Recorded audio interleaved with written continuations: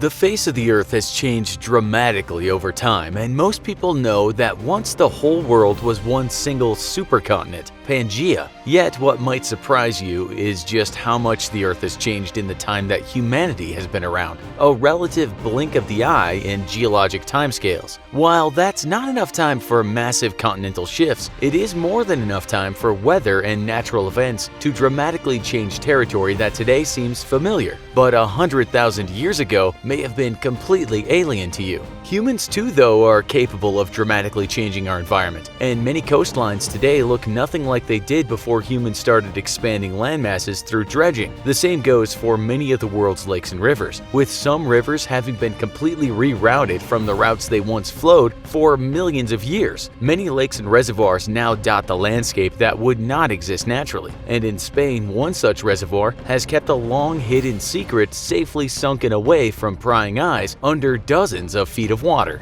Yet mankind is also changing the environment in another way: global warming. With temperatures rising, water levels in many natural and unnatural lakes and even rivers have begun plummeting, while global oceans rise. After years of record-setting high temperatures in Europe, Spain has suffered a severe drought, which has ravaged the nation economically. But recently it has also revealed a stunning archaeological secret hidden for over 50 years. Spain's interior is no stranger to droughts, and much of its heartland is made up of very arid territory. In order to help farmers provide water for their crops and expand farmable land into the interior of the nation, the Valdecañas Reservoir was built in 1963. The quickly growing reservoir of water, however, soon swallowed up an archaeological site known as the Dolmen de Guadalperal, or Treasure of Guadalperal. Initially, it was known as the Spanish Stonehenge, and it was discovered by German archaeologist Hugo Obermeier. Though at the time of its discovery it received little fanfare, it wasn't until the reservoir covered the site that Obermeier's study of the site was actually published.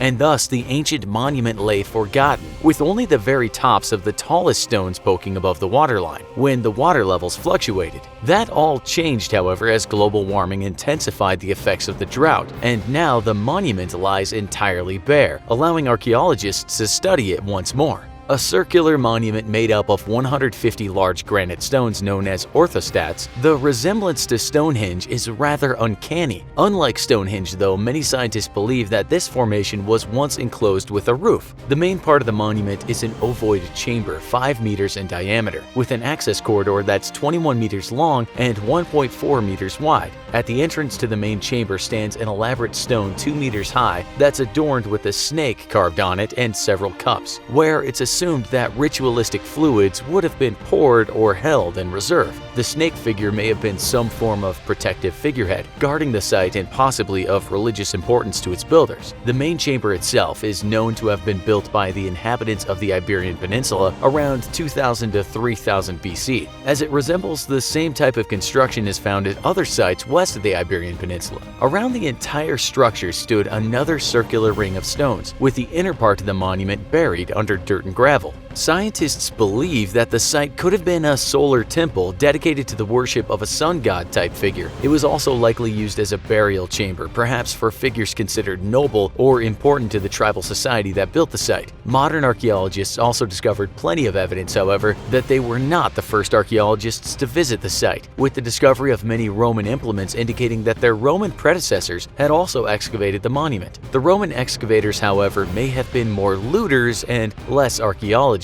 as scientists found 11 axes, various ceramics, flint knives, and a copper punch in a nearby Roman trash heap, clearly discarded for not being valuable. Sadly, all the years spent submerged have not been kind to the site, and the water has severely eroded many of the stones. Runes and other engravings on the stones themselves are all but illegible now, only deepening the mystery of who built this structure and why. Luckily, German archaeologist Hugo Obermeier and his team had made reproductions of some of the engravings, and today a Spanish archaeological society has requested the reproductions for study. The future of Spanish Stonehenge, however, is up in the air, as it's expected that the site will eventually flood again as the drought recedes. Many Spanish archaeologists have requested for the site to be protected, though that would likely require it to be physically moved from its current location and placed on higher ground. something that's unlikely to happen. If the effects of global warming are not addressed, then the reservoir will likely remain so low that archaeologists will not have to worry about the monument being lost forever under the waves. Who do you think built the Spanish Stonehenge? Should this site and others threatened by climate change be moved for their protection? Let us know in the comments, and as always, if you enjoyed this video, don't forget to like, share, and subscribe for more great content.